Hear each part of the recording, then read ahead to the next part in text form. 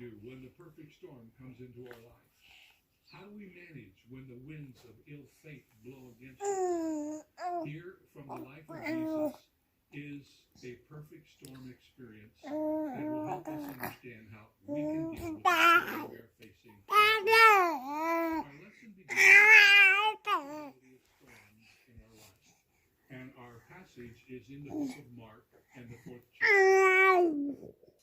When evening had come, Jesus said to them, "Let us cross over to the other side." And now, when they had left the multitude, they took him along in the boat as he was. And other little boats were also with him. And a great windstorm arose, and the waves beat into the boat, so that it was. The great windstorm which arose on this particular day could be described as a furious storm.